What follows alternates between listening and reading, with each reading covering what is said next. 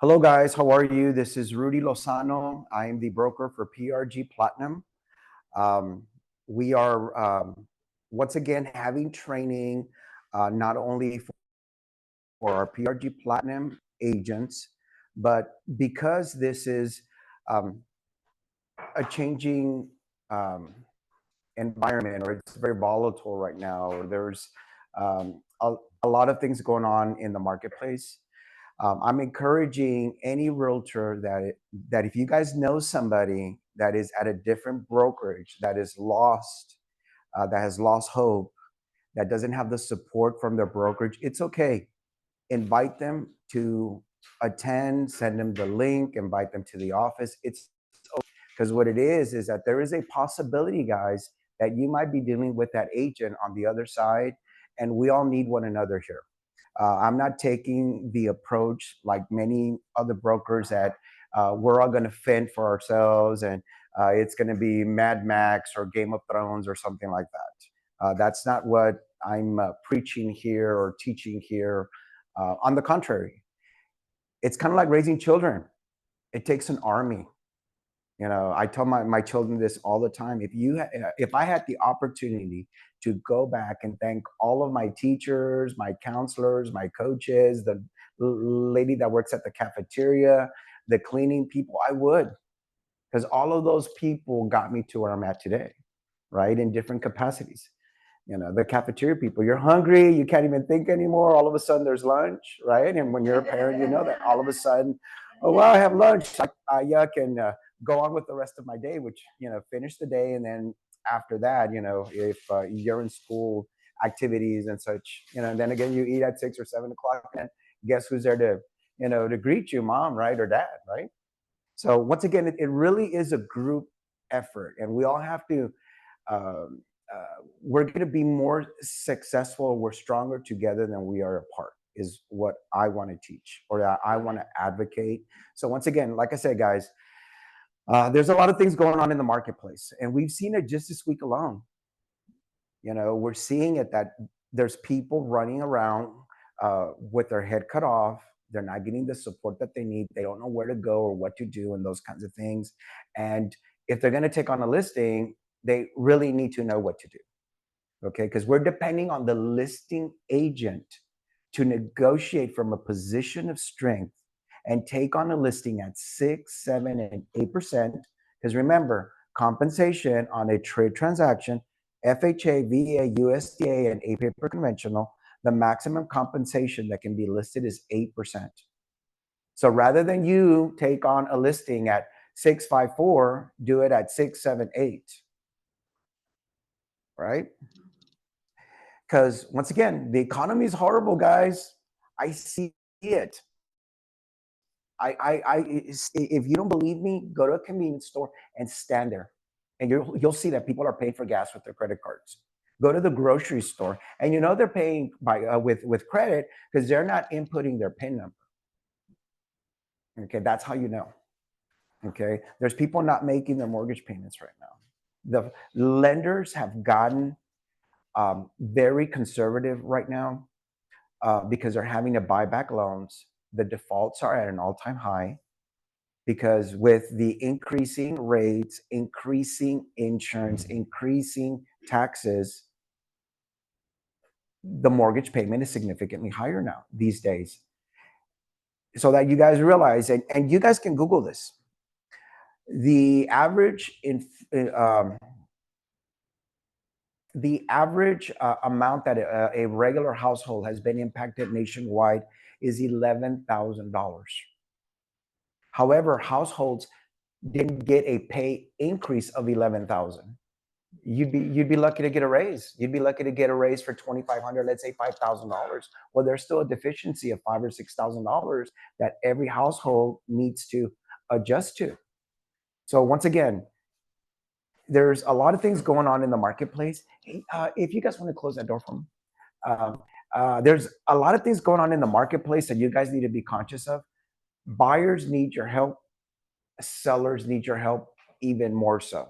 Because right now, sellers that have already made the commitment to build a home, take that job in a different state, or across the city are needing buyers agents to walk in with their highly qualified pre-approved buyers through that door and submit an offer, so that way their life journey can continue, right? Because if you're a seller and it is the second week of July and school starts approximately August 15th, markets go back August 7th. Okay, so once again, we're coming. This is peak season, guys.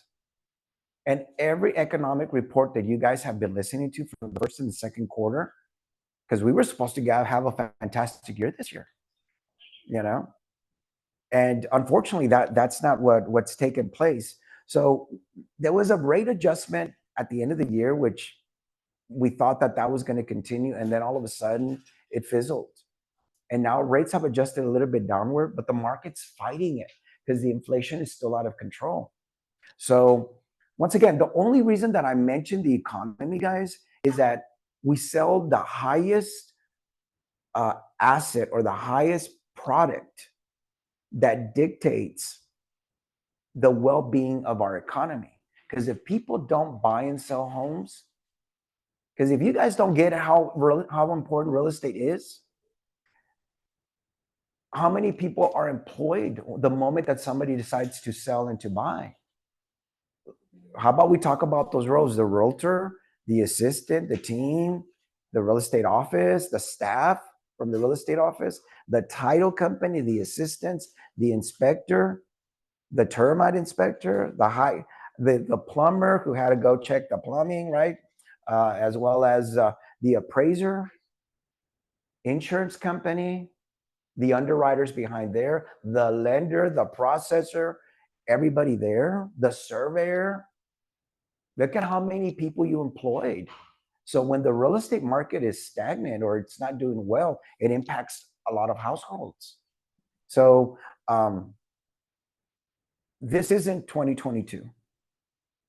It's going to be a while till we get there. But I'll be brutally honest with you. Had this happened, we're going to talk about the NAR forums. We are, but you guys need to understand that the economy, the way that it is right now, is actually working to our advantage, because apples to apples, law of substitution.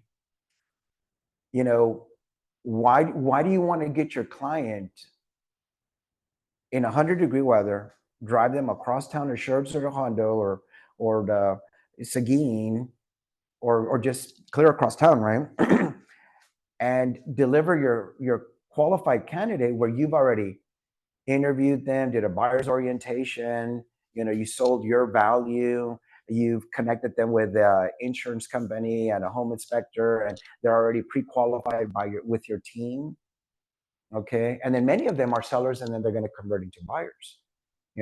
So at the end of the day, you've already done all this work, and then all of a sudden, now, till August 17th, we have till August 17th to comply. And I'm wanting to have all the conversations that we need to have, all the role playing that we need to have, any rebuttals that you're thinking about having. We're already starting to see people react to this marketplace. And to me, I don't think that their leadership is in the right place, because no doubt about it. And you see it by the silly people, right? Because all of a sudden they want to give you 1% commission, but then all of a sudden their homes aren't selling. So the only way to cure that is to offer the agent 3 and 4 and 5% commission. And you guys know who I'm talking about. They're not that builder that understands that if you have a good relationship with the realtor community, they will consistently bring you their buyers, because you're compensating them 4 and 5 and 6. You can't show up to a community and go, well, man, the economy is bad and you're paying 1 or 2. Really? Okay. When all of a sudden you can deliver them somewhere else, and it's 5 and 6 and 7% commission. They're paying for tremendous closing costs and incentives for your buyer. They're buying down the interest rate, guaranteeing a 3.9 and a 4.9. And then they're throwing in washer, dryer, refrigerator, sprinkler system. Why would you deliver your client to the existing market, having a fight with another realtor about your worth and delivering? No doubt about it. You get compensated because You've already pre-screened your client. You've already arranged financing. You know their needs and their wants, their price points, right? So then you need to deliver your client to a home that best meets their needs. But at the same time, nobody gets out of bed to work for free. And no doubt about it, guys. And I talk about this all the time. You know, for me, real estate has turned into a hobby that pays very well. And I get the tingles along with you guys. You guys see me on social media. I love my families. I love first time home buyers and second and third time home buyers and investors and everything too. But I love helping people. And as a consequence, God has showered me with referral business and working with good realtor partners and such. So, but no doubt about it. I mean, I'll give away one or two commissions throughout the year because there's always somebody that's going through extenuating circumstances. But you guys couldn't do it on every transaction. We are not a nonprofit organization, okay? And even some of the nonprofit organizations are very profitable. Anyways, at the end of the day, it's just one of these things is that I need you guys to understand the economy. It's working for us right now because of the changes that will need to take effect. And in reality, if you think about it, people have their right frame of mind. They're going to go, you know what? How can I, if a seller asks you, how can I assure that my house is going to sell? Well, there's a lot of things going on. But one of the things that I would tell you not to do is think that I'm going to sell it on my own if I take your listing, or you think that I'm going to do two jobs for the price of one, right? Because if you're taking a listing on for 3% or 4%, or 5%, you're doing two jobs. In essence, they're going to want you to do everything. Are you prepared to run a marathon for 30 miles and do it on your own with no support, no team, no water, no nothing? Right? It's impossible. Why take on the business? Not all business is good business. If somebody doesn't see your value, they don't see your worth after knowing, the menu of services that you provide. I mean, you could give crap service. There's those brokers, I mean, I talk about that broker all the time that they do limited listing service. And what they do, how they take the business, the broker somewhere, not in San Antonio, they tell their seller, okay, Mr. Seller, go get yourself a lockbox at Home Depot, get that house for sale from Home Depot or from the Dollar Tree or whatever. And then they activate it on MLS for a flat fee of $4.99 or $9.99 or whatever. But that guy never picks up. Seller's disclosures are never uploaded, nowhere to be found. And then he even has a little note. It's saying a limited listing service, contact the seller directly. Just because you decided to discount your services to the point that you think that you can't pick up the phone doesn't exclude you from upholding your fiduciary duties. That broker, I'm sure there's tons of complaints, but just because you decided to discount your services doesn't exonerate you from upholding your fiduciary duties. Okay, so no doubt about it, we are not a discount brokerage, and that's not the direction that I want to take our company. We are a transaction company. Each and every one of you, have experience, whether it be corporate or in real estate or in title or in insurance and mortgage or whatever, wherever else you worked, and then just being a parent, is experience, right? Multitasking and such. But everything else we can teach you as long as you have an open mind and open heart and willing to learn and you care about people and you're not trying to do anybody any harm. Okay. At the end of the day, we got you covered. There's a lot of brokerages that don't even have an office. They don't even have a main number. They don't have any staff like you guys have here, and everybody here is always willing to help you. How can I help you? What do you need? And point you in the right direction. They can't do your job for you, but they'll point you in the right direction, right? But there's a lot of folks that don't have the love and the support, and the mentorship and whatever. And even here internally in our client, with our office, is that our environment isn't cutthroat where somebody's trying to take your business away, or you're walking around fearful. I don't put up with that. What's yours is yours. You give love and respect to the universe, and it gives it back to you, is what I feel. Okay. And conversely, let's talk about that. It's a team effort, guys. Everybody started new. Everybody started being good at whatever they were doing, whatever before.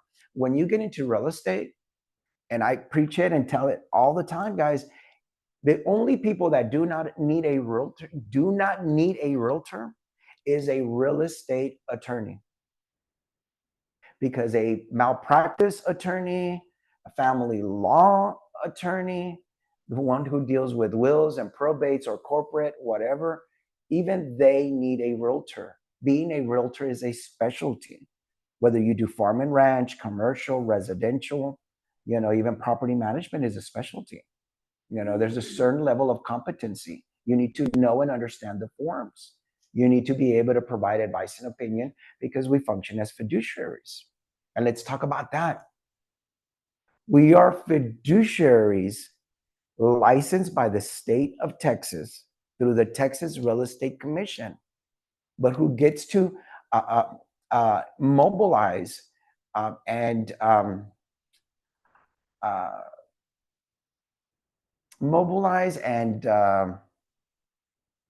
enforce the occupational code is the Attorney General of Texas. So if a realtor is stealing earnest money from people, is involved in fraudulent activities, with investors or wholesalers or whatever, trust me, they're going to catch wind of that.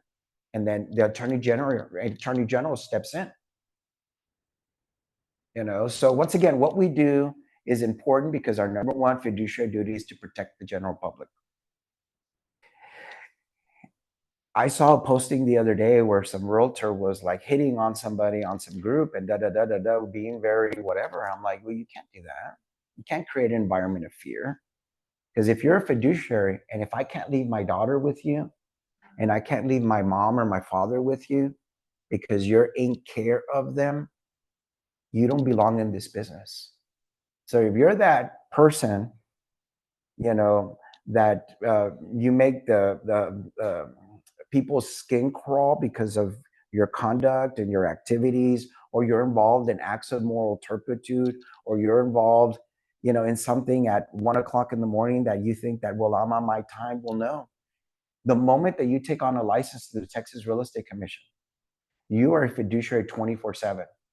If a nurse is driving home at 4 o'clock after clocking out of working at a hospital and there's a horrific accident and she doesn't stop to render aid, she could lose her license.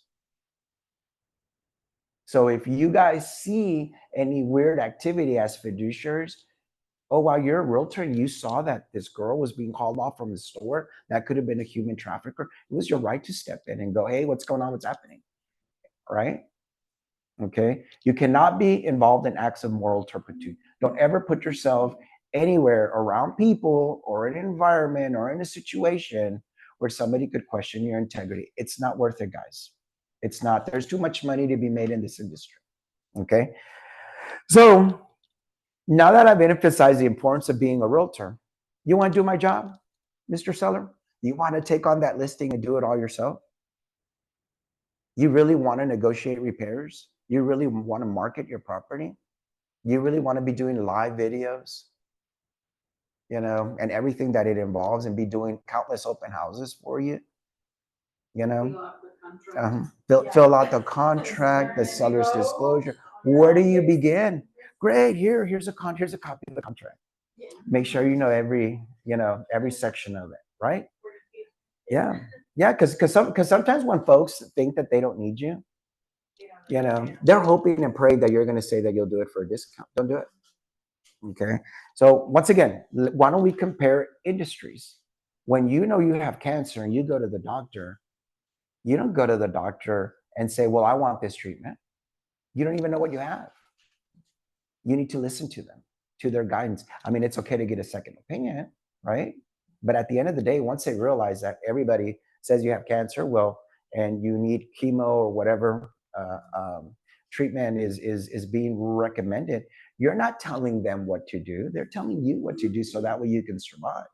So if you're, or an attorney, okay, somebody's accusing you of something, you've been whatever crime or whatever, would you go to the discount guy or the guy that just got his license, or would you go with the guy that has the experience, that knows what to do, right? You go with the person that's going to guarantee the results.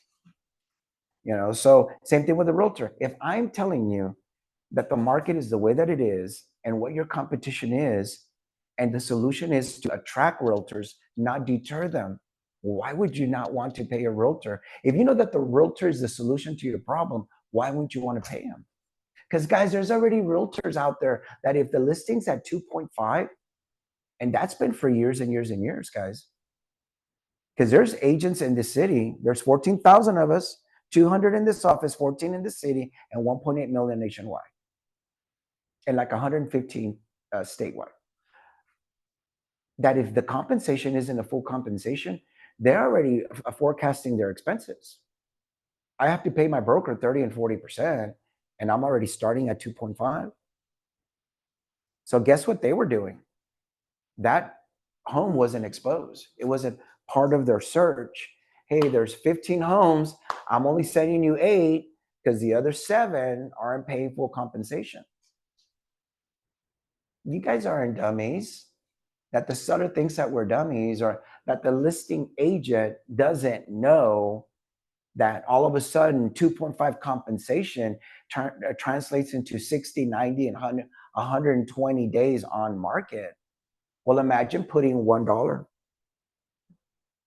or and I think it's okay to mention it because they've already done it on all their listings nationwide.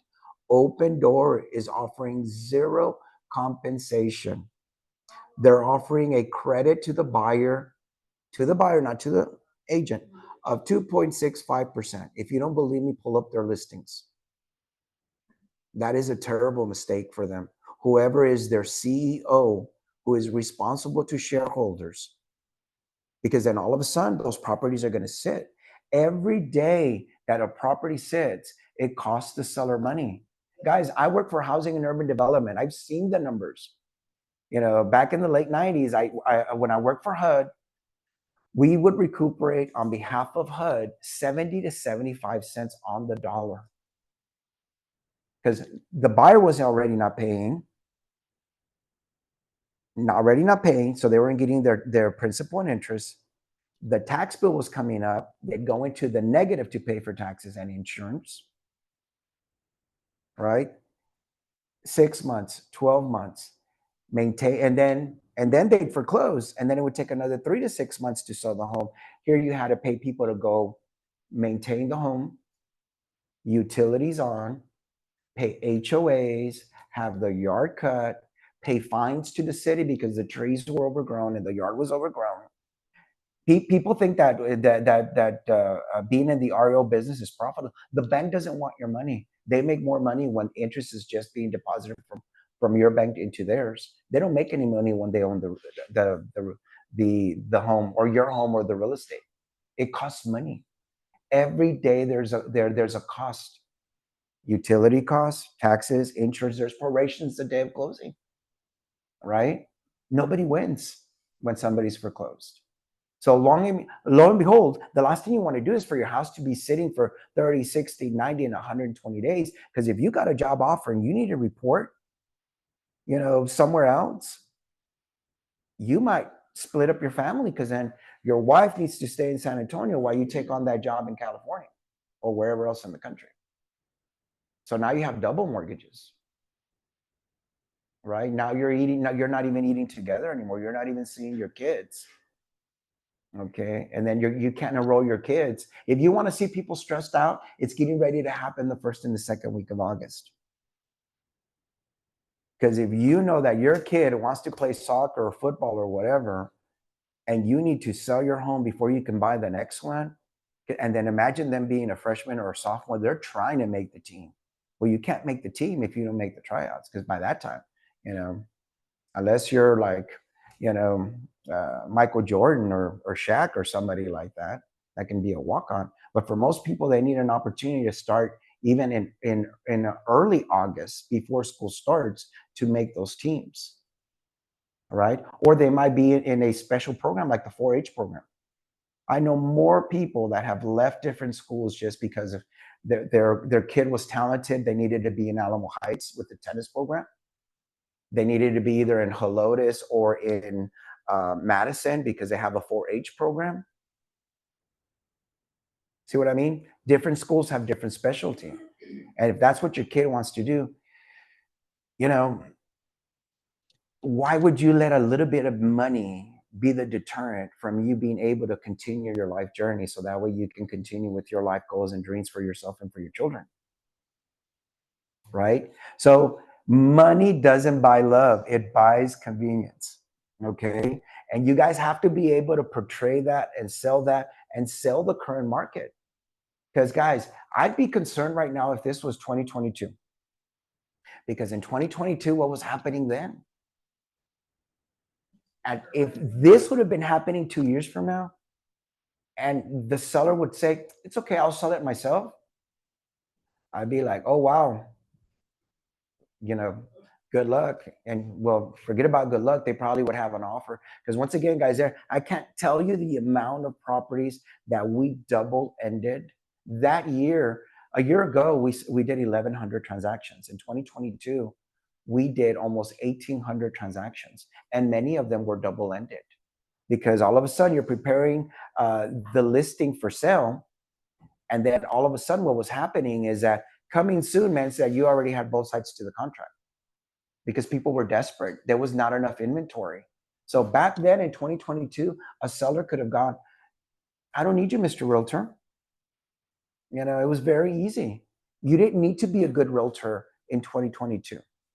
You could put a sign out there, and in less than 24 hours, you already had 20 offers, one better than the other, waiving title, survey, home service plan, no closing costs, paying the commission for the realtor, offering to close in less than 20 days, waiving the appraisal, making up the difference of the appraisal, and then even going up 5, 10, 50, 100. I was involved in one transaction that they overbid by $150,000. The alternative in Dallas, there were 2 engineers from Toyota, and they moved to Dallas, and they tried to do new homes, but they were being told it was going to be a year, and she was 5 months pregnant. So she wanted to deliver in her home.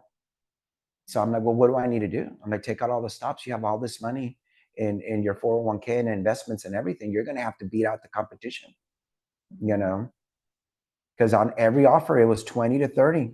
So in 2022, if a seller would have been told, you don't need an agent, you don't have to pay them the compensation, it would have been horrible for our industry.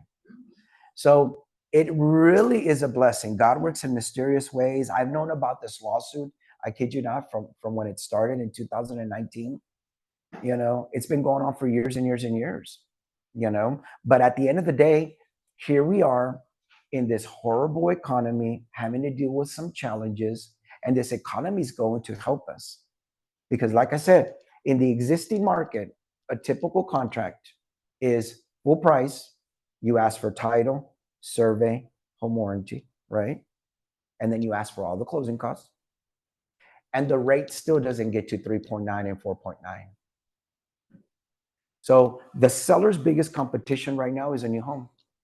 Does everybody want to buy a new home? No. And I actually here recently, I had to tell one of our sellers that I had to step in as the agent, because unfortunately we had somebody that passed in the office, is that, yes, your house is the biggest house in the community. It's grand, it's beautiful. It's got a huge potential.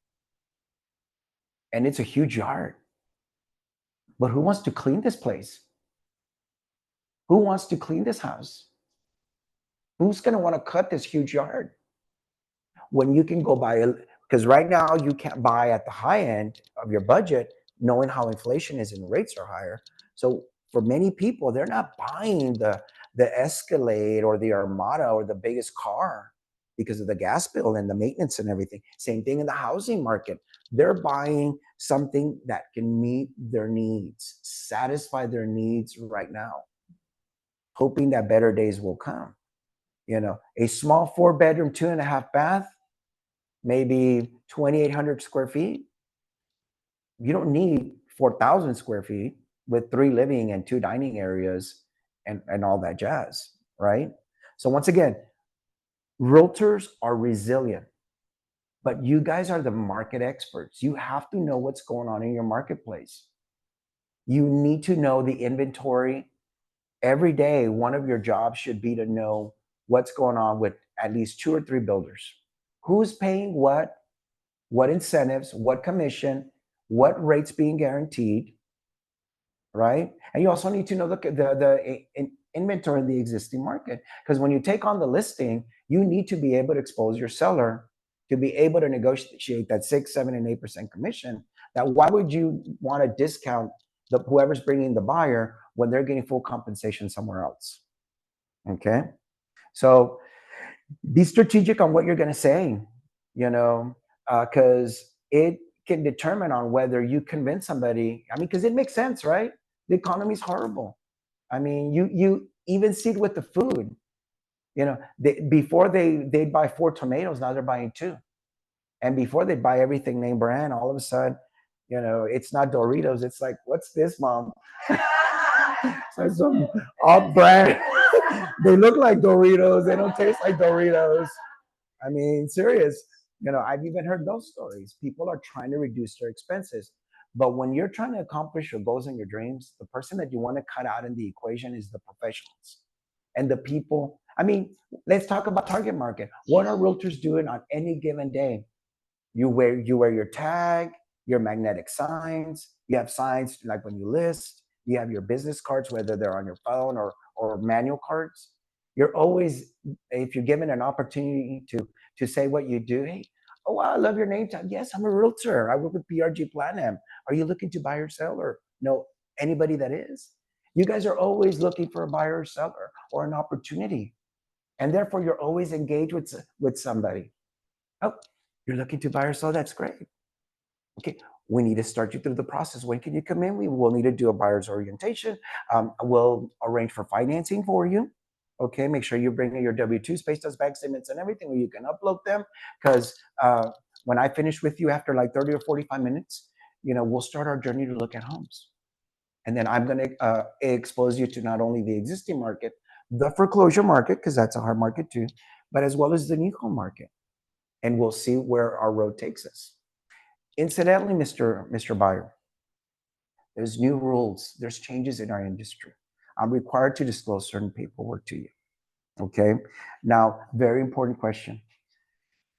I see that we have your pre-approval, and hopefully your lender of choice, who's part of your team. Remember, build your team, guys. Build your team. It's about information. You have the right to know, because once again, if you guys go out of business, the lender goes out of business too. And if a lender doesn't want to tell you that your client has income, assets, and credit, they don't have to tell you how much money they have in the bank. They don't have to tell you that they have an 802 credit score. Is the credit between 620 to 640? Check. Or is it 680 to 700? Check. Is it over 800? No. Is it over 780? Yes. So you know it's between 780 to 800, right? Ask the right questions. Assets, do they have assets to cover? Experienced agents, guys, and I get those calls all the time. They don't want to use an out-of-town lender. They want to use a local lender, okay? And they'll ask questions. The experienced listing agents will call the loan officer. Have they been in for loan application? Have they turned in financials? Do you have automated approval? Incidentally, do they have the income? Are the ratios in place?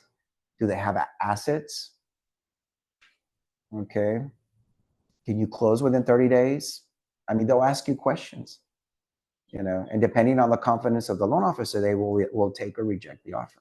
And there's many loan officers that would say, no, I can't tell you anything. And Well, make sure you work with somebody like that. You know, your loan officer should be calling, texting, and emailing. This person can buy. We can close within 30 days. They walk on water, whatever they need to do. okay? Because you want to be the winning offer, right? But then again, you work as a team. You guys need to do your job, but you need the loan officer to tell you that they have income, assets, and credit. Okay, they don't need to get divorced before they can buy. They don't need to get rid of the Escalade before they can buy. There's not anything subject to. They're not having. They're not waiting on some job transfer that hasn't materialized. Those are the things that you need to know. Okay, so once again, you can ask your lender all the questions that you need to. Okay, you need to be part of the information gathering stage. We're not asking you to become loan officers, whether you work with me or somebody else. It doesn't matter. But you need to be in the know. It's your client. You guys are the ones that are out there in 100-degree weather. Okay. And on Saturdays and Sundays. So you asking difficult questions or helping deliver documents, there's nothing wrong with that. Just make sure that don't accept clips and bad copies. The delivery of the document doesn't mean that your lender can use that. So what ends up happening is make sure that everything is, they come to the office or they whatever, and you're part of it if you want to help them, especially when they're not tech savvy. Okay. And that's another thing, guys. Mirror your client. If they're telling you, hey, I'm old fashioned, I want to see you in person, I want to see your office, I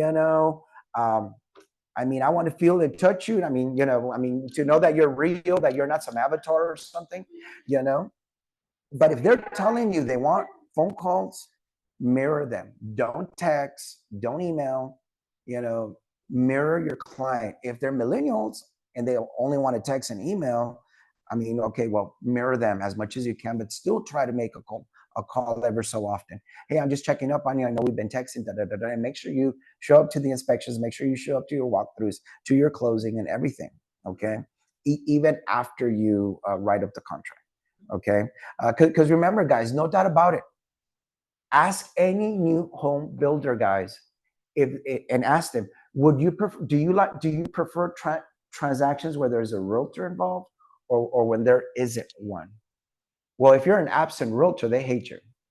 Okay, because when there's a problem, you haven't been part of the process. But if you're that realtor, hey, what's going on? When are you guys going to pour the slab? When's the framing going up? What's our timeline? You're involved. They love you. And then at the end, they're willing to compensate you 4, 5, 6, 7, 8% commission because they love you. You were part of the solution the entire time. But there are realtors, those realtors that, that probably was at the industry. Okay. I mean, do they warrant full commissions? Probably not. Are they probably applying at Macy's or at Starbucks or whatever right now? They probably are.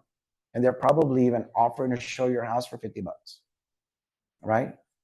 So once again, step it up, guys. You guys are the market experts. You connect everybody together, and builders would rather work with you, because when there's problems, you guys are the problem solvers, or you calm everybody's nerves, So once again, guys, it's a team effort. It takes an army. We employ a lot of people because of what we do, and you just need to ensure that you always negotiate from a position of strength rather than weakness. And then make sure that your clients know that there's always a substitute. Why would you buy that when you can buy this? Okay. Or why would you go with an agent that's not going to give you any service when I'm offering to give you full-blown services and connect you to 1 million people to make sure that you have everything you need to cross that finish line, right? So I want to start off with open houses. Open houses, I still encourage them. It's the quickest way to engage people, to know people, for people to like you. There's 2 forms. There's the short form, which is, in this case, the one that you just met somebody at an open house, or you met them at the grocery store, or somebody that was referred to you that's having a bad experience somewhere else. And all of a sudden, you want a short-term commitment to determine if you even are a good fit. Thank you for showing up to our open house and everything. This one doesn't meet your needs. I get it. But guess what? There's 3 to 5 properties within a 1 mile radius that sounds like they can meet your needs. But once again, our industry has changed. I would need for you to sign this information about brokerage services, which tells you who I represent in the transaction. In this case, I represent you. Okay. If you were buying the house that you're in, Okay, I represent the seller. But because you don't like it, I'm going to expose you to 3 or 5 other homes in similar price points, with that 4th bedroom that you need or that 2nd living area or study. And I'm ready. Let's go. Let's do this. But I do need for you to sign this form. It does state that I represent you, because I either represent the seller or I represent the buyer. It does state that I represent you. It's for a very short time to determine if we want to do business together. And at the end of this term, you're not obligated or anything. But in the meantime, I'm going to do a lot of work and I'm going to do a lot of due diligence for you, okay? Because I know the market. And in this case, I get off in 15 minutes, okay? How about I meet you at this first house in the next 15 minutes? Let me just wrap things up, okay? But I do need you to sign this form, because now it's a requirement that I can't even show you the house unless you sign that paperwork, okay? But it doesn't commit you to anything beyond 24, 48 hours or the end of next week, okay? So here we go. And it does state that the compensation is a minimum of 3%. I do want to let you know that in this specific order, it's how it's paid, okay? It comes first from the seller, if not the builder. And then I'm a master negotiator. And if the builder and the seller won't pay it, I'm going to ask for closing costs. That way I get it from the closing costs, okay? And then if there's a small amount, let's say it's $500 or $1,000, well, then you would be responsible for that portion. Are you okay with that? Sure, not a problem. Let's go. Okay. You finish your journey, 3 to 5 houses, and you've got them. You're in compliance, but you got them to sign the short form. Okay. But it needs to be signed, guys. Okay. And at the end, I'm going to tell you the importance of why it needs to be signed when it affects your CDAs. So at least a minimum of 3% on the short form. All of them already have intermediary. And like I said, guys, the reason that I'm advocating for you guys when you take a listing, 6%, is because the moment that you take on a listing for 3, nobody in this office is going to help you with your open houses. They're not going to boost your property at all. It's not in their interest to bring you a buyer because you failed to uphold your fiduciary duties to collect correct compensation or justifiable compensation. You'd be doing your seller a horrible injustice, because not only would you not mobilize the 200 people that are part of your team, but you would fail to mobilize the other 14,000 realtors in the city of San Antonio. And no doubt about it, guys, we are all associates. We belong to the same trade association. We share the inventory. We share the inventory and we work as a team for the benefit of our respective clients to get them past that finish line. It's a win-win if the deal closes and everybody gets compensated for their efforts. Okay. So once again, that's the reason you want to take on a commission with full compensation. So somebody will bring you buyers. Okay. And then I'm going to discuss this now. Right now is when a listing is overpriced, and it could be priced correctly, guys, but because of market conditions, I spoke with somebody last week where they had an appraisal done with a previous buyer within the last 6 months at 315, full appraisal. They're now down to 285. Even though the appraiser says it's worth 315, no buyer has walked through the door, and they're offering full commissions. Okay. So my conversation with you guys will always be 3 things, a suggestion of 3 things. If the property doesn't have offers or walkthroughs within a couple of weeks or within 30 days, you have to revisit with your client because the market has rejected your price. Okay. You have to price. There's not anything that the price can't cure. Okay. Even the condition and such. You lower the price and all of a sudden the repairs don't look as bad. Okay. Or the distance doesn't look so bad. So always lower the price to ensure that, it stays fresh. And then if it's not selling, you do need to do a price reduction. Number 2, offer incentives, guys. Closing costs. Everybody can help. Regardless of financing, everybody needs a rate buy down. They need all their closing costs paid for. And number 3, pay a bonus. Amend your listing agreement and increase the compensation to pay a bonus to whoever, to entice a buyer. Your job is to entice a buyer. So not only did you take it on for 6%, hey, we're going to try it at 6%. But based on current market conditions, we still have to, I need you to be open to lowering the price, paying closing costs, and then if we need to, let's do a combination. We're going to lower it 10,000. Let's lower it 5. Let's offer another 3, and let's do a $2,000 bonus. Those 3 buckets, guys.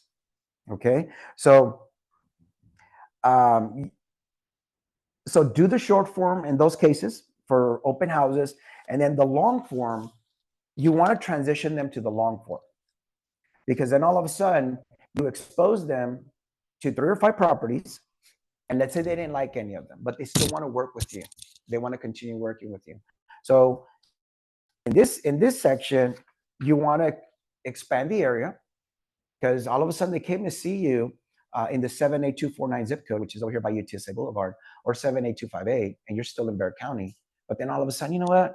I've always dreamt of being by the Guadalupe, or being in Atascosa County, or being in the Hill Country. Well, all of a sudden, it gives you an opportunity to amend your buyer's rep agreement to expand the area, but also to expand your commission. So like I said, if you're doing the existing market, you can do up to 3%. And on page 2 of the long form, I would recommend that you do in the construction section, which is section on page 2, 7E, under additional compensation, and it also mentions construction, is that, and I have up there on there for as an example, up to 5%. But in reality, what you need to do is do it up to 7% or 8%. 7% is the maximum commission that I've seen. The market would need to deteriorate even further for builders to offer 8. Okay. But if you do up to 7%, explain it like this. Hey guys, on a new construction, I don't know if you're going to buy an inventory home today, or I don't know if we're going to go pick out land. I'm going to help you with a well, with a septic, arranging for utilities on the property. We're going to, or that we have to sit down with multiple architects, multiple custom home builders. I don't know if our journey is going to be 30 days or it's going to be 2 years. So I'm going to put on here for new construction, it'll be up to 7%. But like I said, it will come from the seller or the builder. We can ask for it in closing costs, or you will be responsible for the difference. Okay. But I'm going to do my very best to collect my compensation from the builder if you end up doing a new construction. Okay. That will cover you guys in the event of you can't put 3%, and then all of a sudden the builder's offering 6 or 7, because if you do, then you need an amendment, which is Form 1505. Okay. But then if you put 3 and then all of a sudden the builder's offering 7, you need this amendment form signed when you could have covered it in the long form under that scenario. I don't know the could have, would have, should have, or what's going to happen in the future. I just wanted to introduce Michael. He's an agent with us. Hello, Michael. How's it going? How are you? Hi, Michael. Welcome. How's it going? How are you? All righty. Good. Good. Welcome. This is our small training class today, and there's some folks on Zoom and everything. So have you given him the grand tour and everything? I was just doing that right now. Okay. All righty. You want to take a quick picture real quick? Oh, yes. All righty. You can take a picture before so that. So that way we could put it in the private group so folks know that you joined us. Excuse me for a second.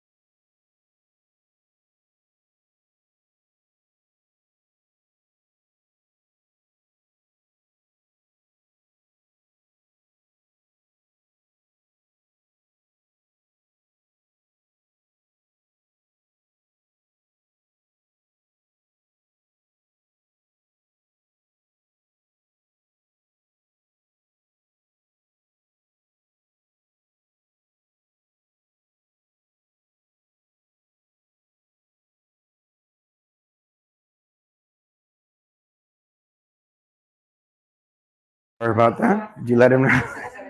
Did you put me on hold? Alrighty. So, sorry about that, guys. Alrighty. As you could tell, uh, there's folks transitioning to PRG because of all the resources that we offer. And, you know, if you guys know somebody that would be a good fit, we would appreciate it. I mean, good quality people such as yourself. Okay.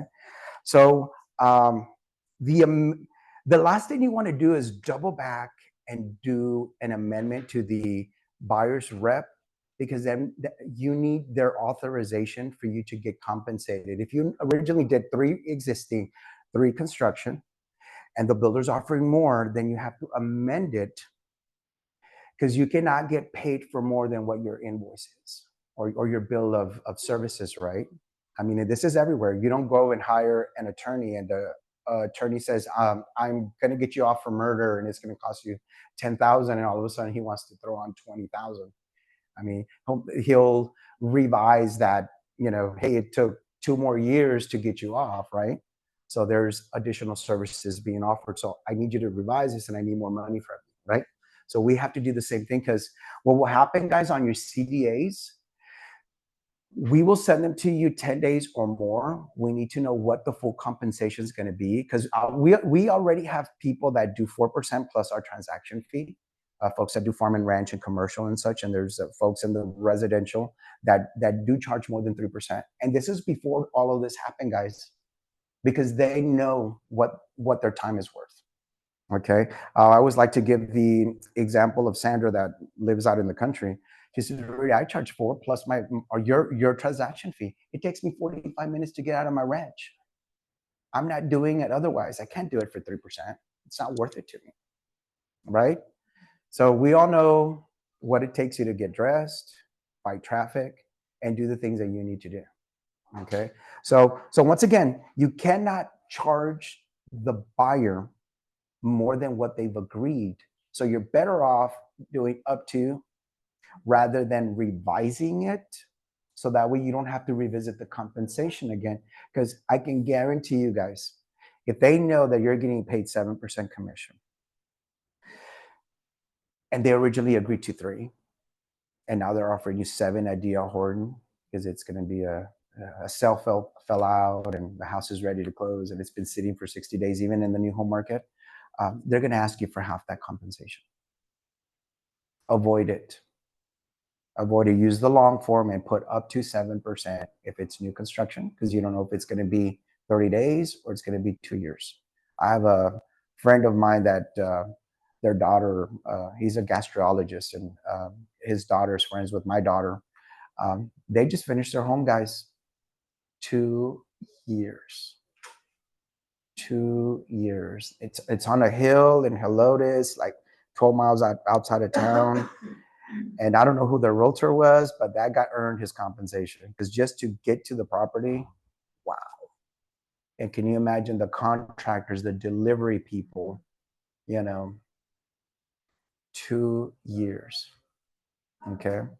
So once again, avoid using the amendment, but if you need to use it, know that it's included. Your compensate, because what ends up happening, guys, and it's already happened in our office, is that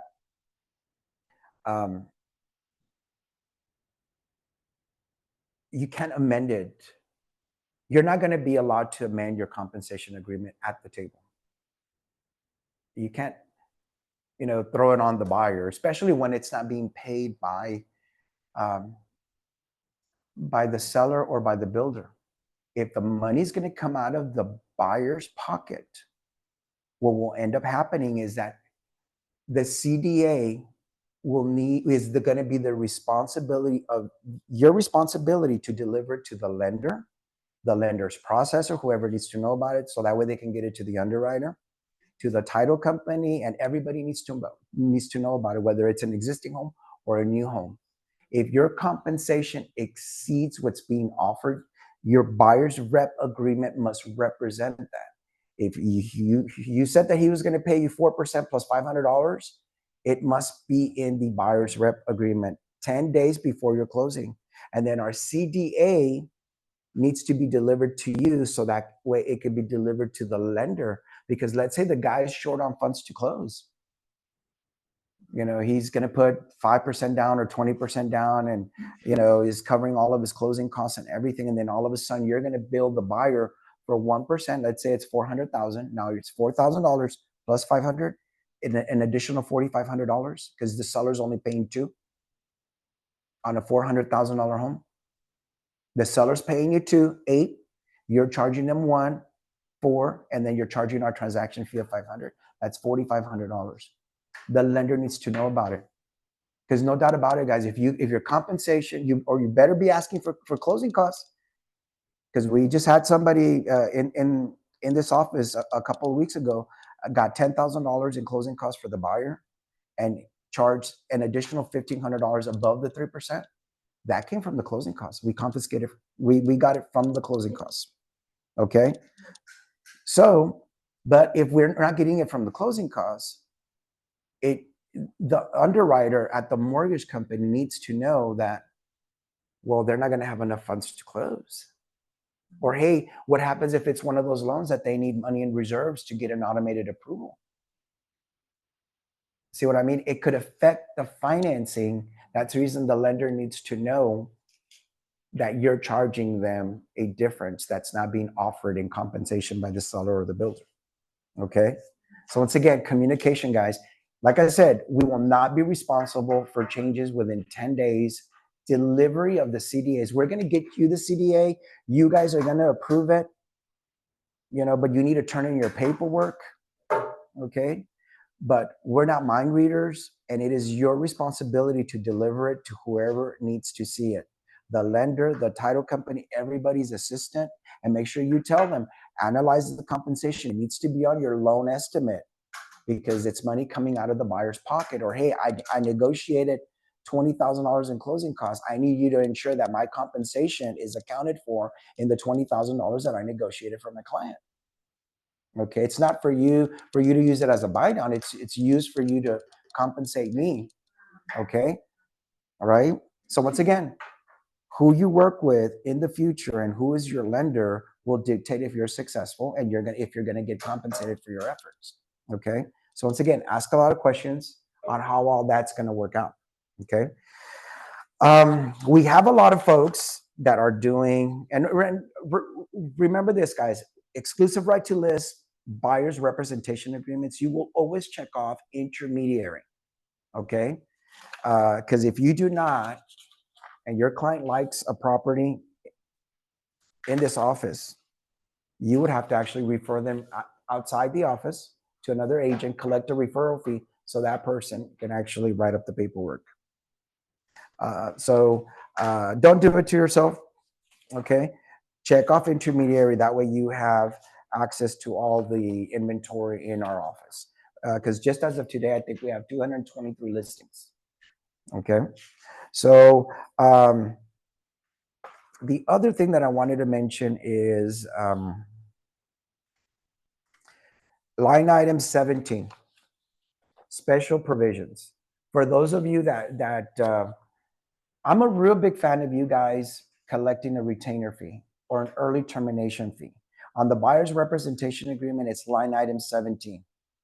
Okay, yeah, so once again, if you need, if somebody from Mexico, somebody from out of the country, or somebody from out of state is gonna fly in on Friday and they think that you're going to put everything aside for them Friday, Saturday, and Sunday, and you have other clients, well, you need to let them know.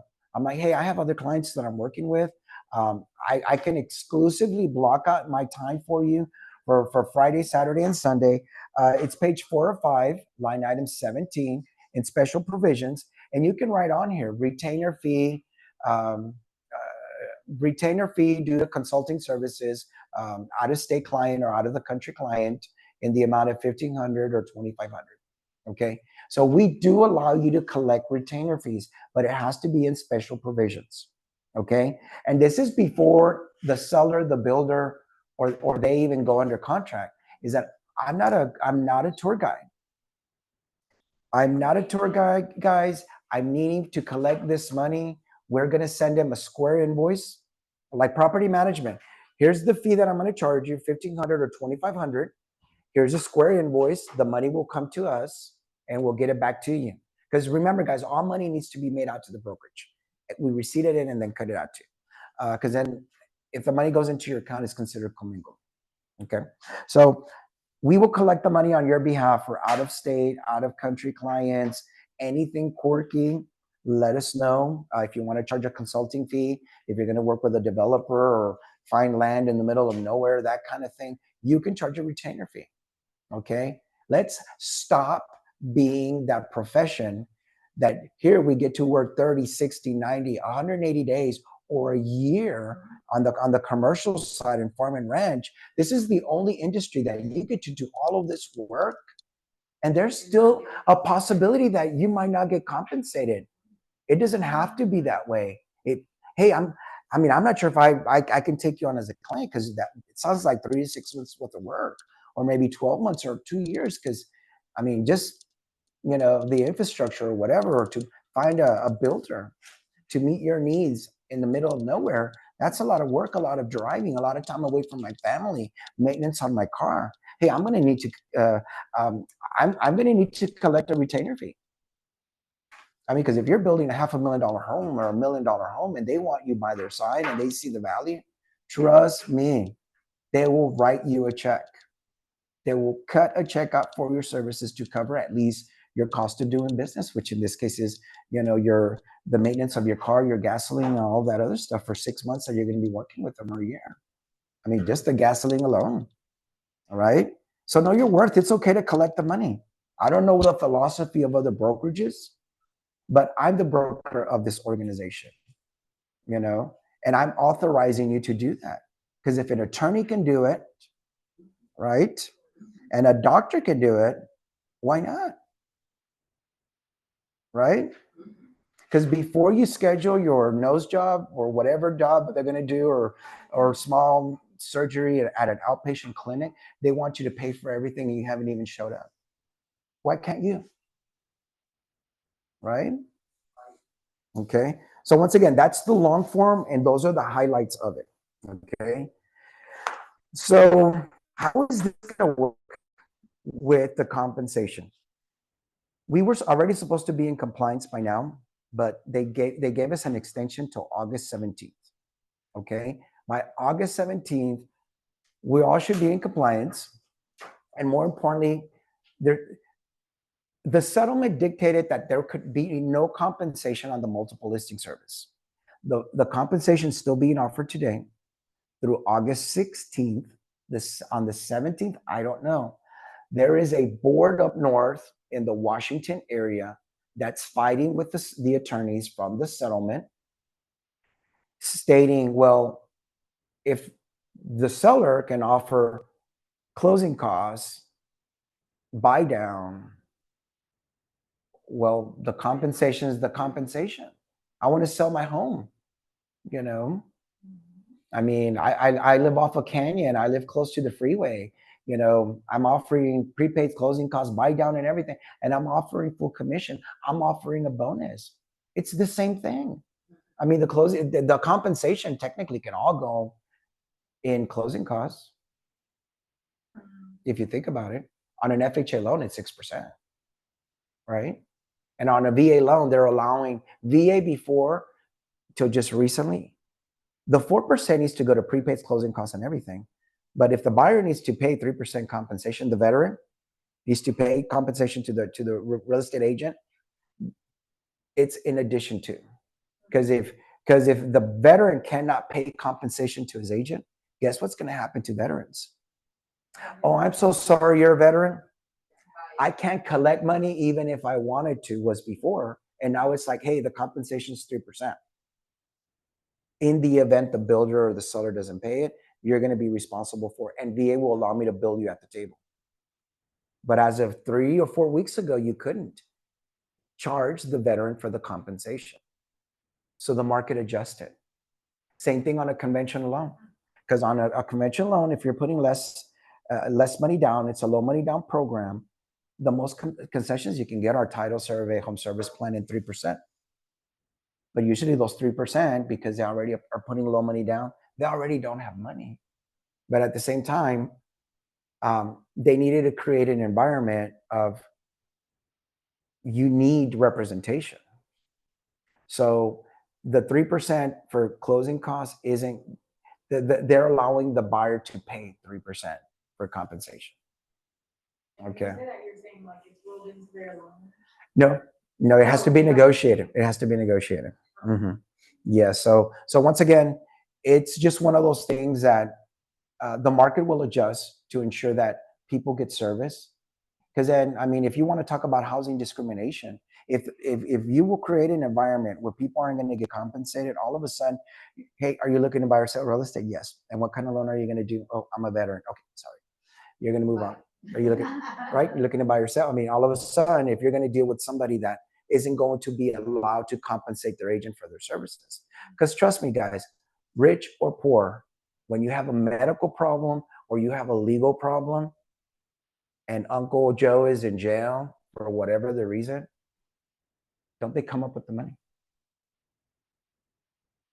It's a need. And then furthermore, why wouldn't you want to use a realtor? You're going to negotiate the contract yourself. You're going to write up the contract yourself. You're going to represent yourself. Who's going to negotiate repairs? All right? Who's going to negotiate your closing costs? Why wouldn't you want representation?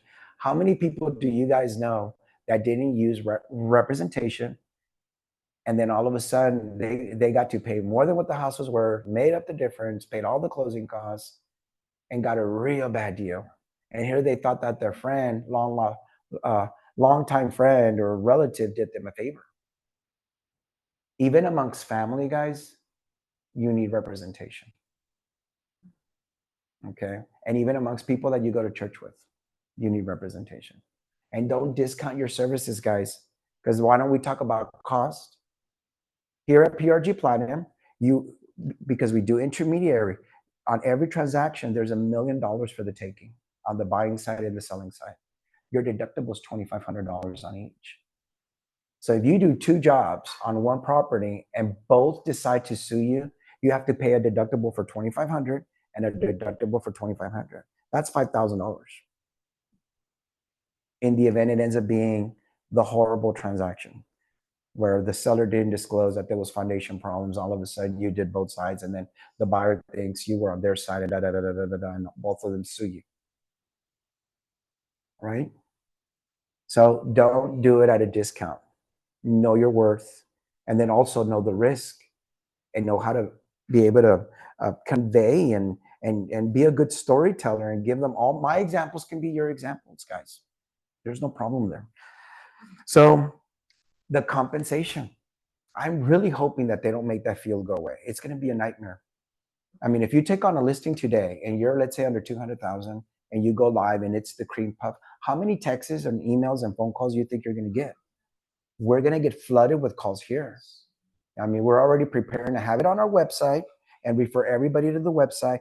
I think that you're going to be able to put comments like, please refer to www.prgplatinum.com for compensation, or buyer's agency welcome, things of that nature, letting you know that we're going to pay you. How much that compensation is yet to be determined of how much can be disclosed, which, I mean, if you're disclosing square footage, a school district, and, and your seller's disclosure says that, they filed a roof claim, but they didn't use the money for the roof, why can't they disclose compensation? Like, really? Okay. Silly, but it's okay. We'll deal with it. It hasn't adjusted yet. What would we locate that in an Buyer's agency welcome? Probably in, because there's a remark section for agents that the buyer doesn't get to see. And then the description of the property and what it offers is another. So yes. And with a VA client, since we haven't heard exactly how they're going to pay for our commissions, would that also come, like, say, from some concessions? Are you thinking that's what? 3 orders. Okay. What it is that they're trying to set the stage. Because remember, the conversation is, Mr. Buyer, for me to take you on as a client, I have to ask you these questions, because, I mean, we're trying to determine if we're going to be a good fit. Okay. And for me, this is a business. I love what I do, but it's still a business. I have a family to feed and I have expenses daily. So would you like me to expose you to properties that are offering compensation only? Or are you in a position for me to expose you to all the inventory, but there might be a chance where you will have to cover my compensation? Are you in a position to pay my compensation if it's not offered by the seller or the builder? Or would you like me to only expose you to properties where the builder or the seller are offering the compensation? No, I really don't have any money. I really only need you to expose me to where the seller or the builder is going to pay you. That way it's not a cost to me. Okay. That's what I needed to know. You haven't, and it's not redlining or whatever. Okay. It's not, because you did your buyer's orientation. You haven't talked about where they want to buy or live or whatever. Right. I mean, now, if you had already talked about the school district and the zip code and those kinds of things, that conversation hasn't, I mean, you're doing a buyer's orientation about what the process is. You're also talking about the compensation. Once you talk about the compensation, well, then you can talk about, okay, I want to live in Castroville, I want to live in Bernie, I want to live in Schertz, I want this school district. Okay, but it's not redlining if you had, if that is your part of your business plan. Not I don't take on every client. When I see that they have a negative attitude, or they already come with all their drama from a different mortgage company or what have you, or even a listing. I mean, if they already had a bad experience somewhere else, I'm like, let me help you. Let me give you some advice and opinion, but you really need to stay over there. Okay, have they tried this, or this? I'd rather give them some of my knowledge and experience and keep them there than take on all the drama from somewhere else, because they're going to kick you in the ribs to the even if you get him to the finish line. It's just not worth it. It's your business. You can decide who you take on and who you don't. And if somebody can't pay you, it's okay. I'm so sorry. And if you can't pay me, you need down payment assistance. You don't have any money. You don't have closing costs. It's great that you have an 800 credit score, but you don't have any money. You don't even have earnest money. Because there are people that it all comes in and it all goes out, and they don't put money away, and they don't have a 401k, and they're self-employed and da-da-da, right? And you need to determine with the assistance of your loan officer, if they need a loan, if it's even a client that you even want to take on. Right? Because if you don't have any money, you have no business buying a house, in my opinion. Rudy, now that everybody has access to the internet, obviously, and looking for houses, like we were talking about yesterday, before we used to send them the properties, you're like this one, this. Now, most of the time, the buyers send you the properties that they're interested in. Mm-hmm. So I think it's going to be a little bit tougher to explain to them the payment for us, or what you were saying. Absolutely. Would you like to be exposed to this and that? Well, now they're sending the properties that they want to be exposed to, or that they want to. Absolutely. What if, and I understand that we can talk to them and negotiate that if they don't have the funds to compensate us, for us to negotiate closing costs so we can be compensated for that. But in the case that a buyer needs the closing costs and needs every penny, where do we go from there? Okay. Well, what it is that I'm giving you general guidance of stuff, and that is a good scenario. And that's the reason that I continue to have these discussions. That one hadn't been brought up. And you're absolutely true. Most people are surfing the net before they reach out to a realtor, right? And then it's always that house that's not paying compensation. Because I mean, you can't come to me as a realtor and go, they want to see this house, but there's zero compensation. I'm like, who got him the list? Well, I did. You didn't do your job. Yes. Don't expose them to you. It's okay to not expose them to inventory that's not paying compensation, especially if they're telling you that they can't pay you, because then you might have to consider canceling your agreement with them and have them do it for sale by owner, or work with an agent that will do it for $50 supposedly. But anyways, in your case where they're coming to you, hey, I know you, I'm being referred to, I already love you, and I haven't even met you, and you're fabulous, and oh, I love you, right? And I heard you were good, and la da da da. So yeah, absolutely. So once again, that's one of the things that you do is that, the compensation is just another fee. Title, survey, home service plan, the prepaids, the taxes, your homeowner's insurance and stuff, the HOA transfer fee, boop, your compensation is there too. So that also, so well, I'm gonna have to negotiate the deal for you. Let me see how much closing costs I can get for you. Would you be okay to try to make your offer as competitive as possible? Because you obviously you're doing down payment assistance. You don't have any money for closing costs, for down payment, and then now the compensation. Let me try to negotiate this deal for you. Because you never know. Because other agents might not be showing the property. All of a sudden, hey, Mr. So-and-so at a different brokerage across the city, if you haven't gotten it, you've been on market 60, 90, 120 days. I have a highly qualified candidate, but I'm needing to approach you on the compensation. At this point, will your seller reconsider and pay the compensation? Because my client has great credit and has worked 20 years at a major employer. He's very stable, but like everybody else, they don't, they can make their payments. They just can't save any money. That's the challenge right now in America. They're living off credit cards and they're not able to save, right?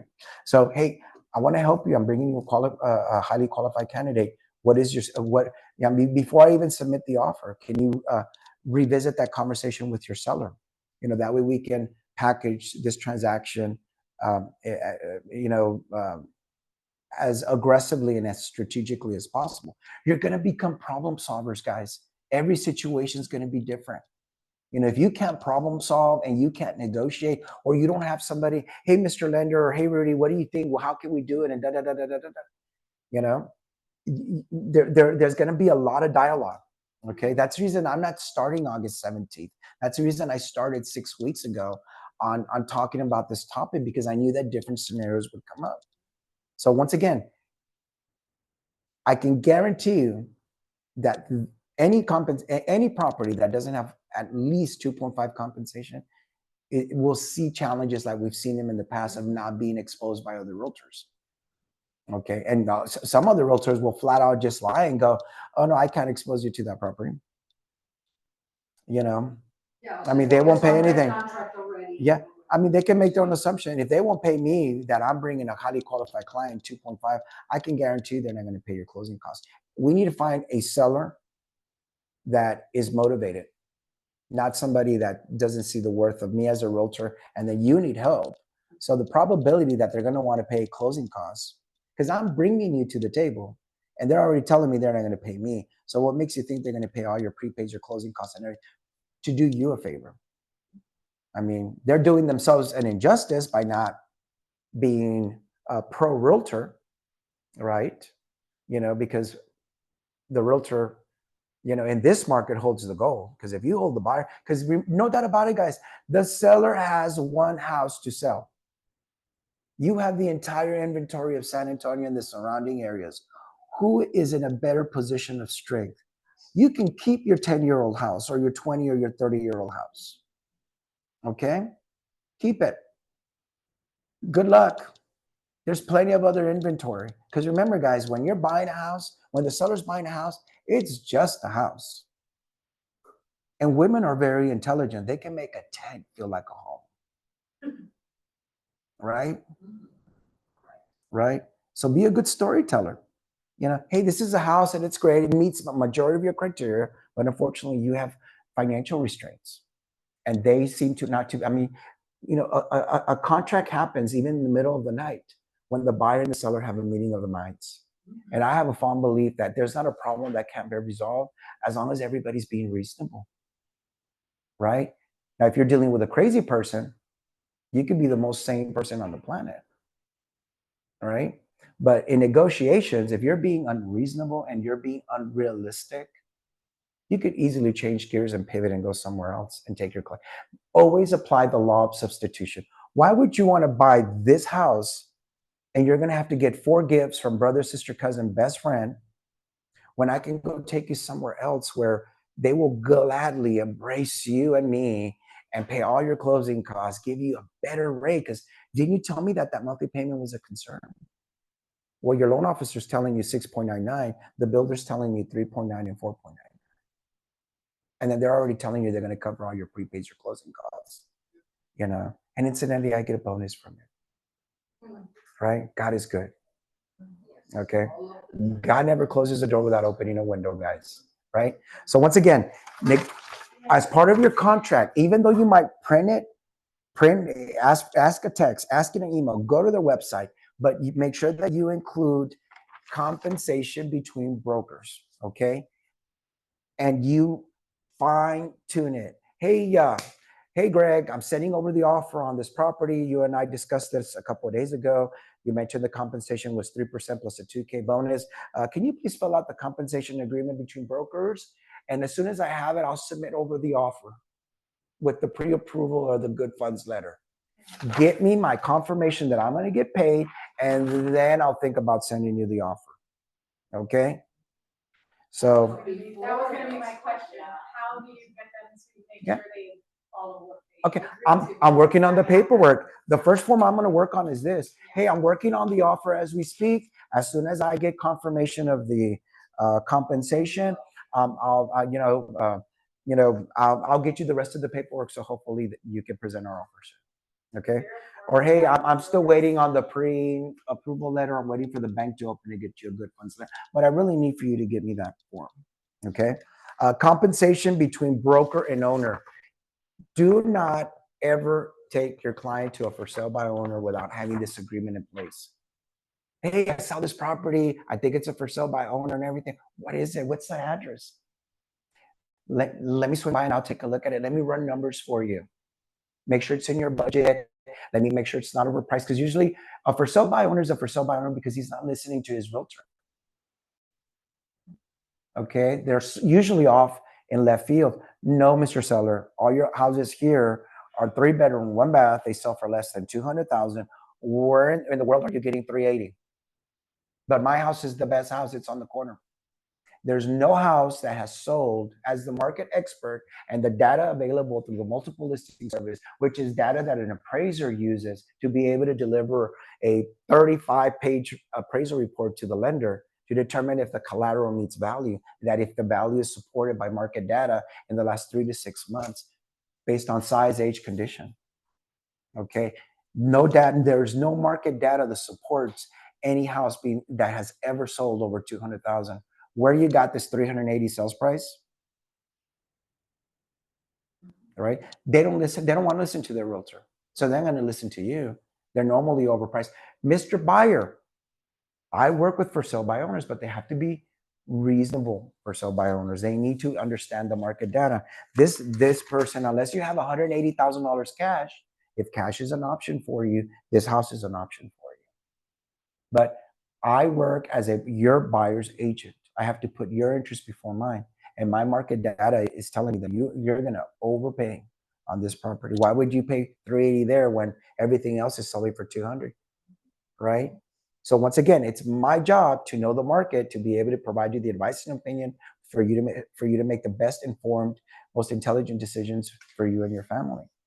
Okay? But once again, he's not listening. The reason he doesn't have a professional on his side is because he's not listening. Okay, I really think we need to move on. Okay, so and then I'm not going to cover the exclusive right to list. I will cover it in a class on any given Monday. But at the end of the day, just know that there's different scenarios. I mean, I know I'm a little bit colorful and everything, and when you get me, and I you're getting ready to go to an appointment, or you're sitting with them here on a Saturday, Sunday. Trust me, guys. I will make myself available. If you wanted to bring your clients here and do your buyer's orientation, I can help you. We're going to be here for you. Or if you want to get me on the phone, we're going to be here for you. Okay. But at the end of the day, get real good filling out that paperwork and make sure that you collect your compensation. I don't expect, your requirement is for you to be in compliance. Okay. Get that short form signed. Worst case scenario, get that short form signed. And then the moment it's going to expire and you realize that they like you and you like them, I'm like, hey, that was the short form and it expires in 2 days. But, I hope that you like me and that you see the value of using my resources and my services and everything.